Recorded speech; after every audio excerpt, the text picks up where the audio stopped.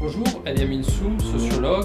Alors j'ai eu mon premier contrôle d'identité à Paris, donc à l'âge de 20 ans. Et le plus emblématique, en tout cas celui qui m'a plus marqué, c'était un jour du côté du Kremlin-Bicêtre. On accompagnait avec un ami dans une voiture, un ami qui devait se rendre, puisque c'était un sportif de haut niveau, à son club.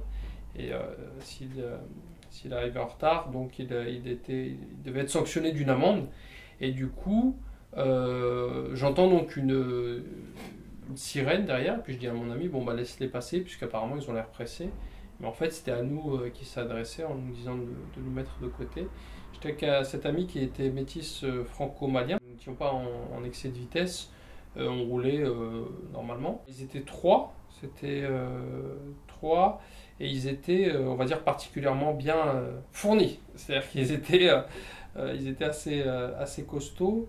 Et ils étaient tendus, alors je ne sais pas ce qui s'était passé ou s'ils cherchaient des personnes, en tous les cas, mais ils étaient particulièrement énervés. Ils nous ont demandé de sortir du véhicule de manière assez rapide, de manière aussi assez brutale, puisque c'était dans la rapidité. Nous, on était assez surpris, on était on va dire, en train de discuter assez tranquillement, même de rire. Donc c'est vrai qu'on est passé d'une situation, on va dire, de fou rire entre amis à une situation beaucoup plus tendue.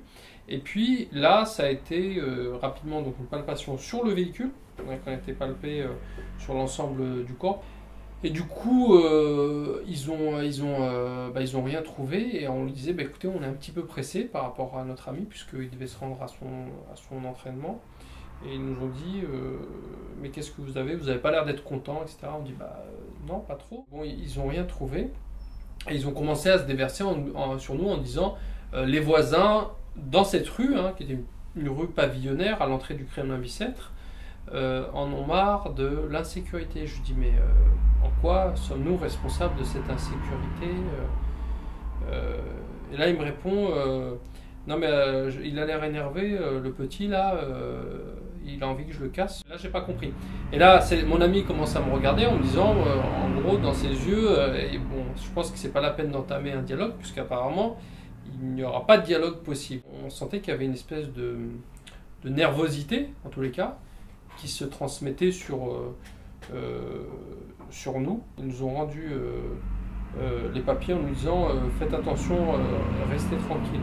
Chose à laquelle on n'a pas compris réellement, enfin on n'a pas compris ce que ça signifiait. On a décidé à ce moment-là de partir, mais on était silencieux. Et puis ce sentiment finalement de doute sur ce qu'est la police. Est-ce que la police est là pour faire peur? Est-ce que c'est une police, on va dire, digne d'un certain nombre de régimes comme des dictatures, ou c'est une vraie police qui est mise en place dans un système politique pour faire peur, ou bien qui est une police qui est un service pour l'ensemble des citoyens?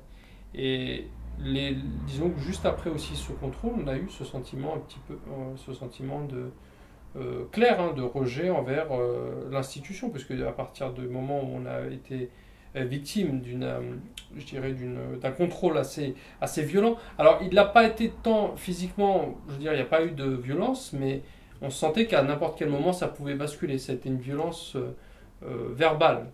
Et du coup, il y a ce sentiment aussi, finalement, d'être démuni. C'est-à-dire qu'à aucun moment, nous, on avait un levier pour pouvoir dire ce sentiment d'avoir vécu une injustice, quoi, qui n'est pas du tout fantasmé ou... Voilà, jusqu'à cette période-là, j'avais pas forcément une image, j'avais envie de dire, ni positive ni négative de la police. On en a besoin, mais ce jour-là, ça a remis en question, et on va dire les quelques semaines et les mois qui ont suivi ce contrôle, j'avais plutôt une crainte envers les fonctionnaires de police en France que je dirais...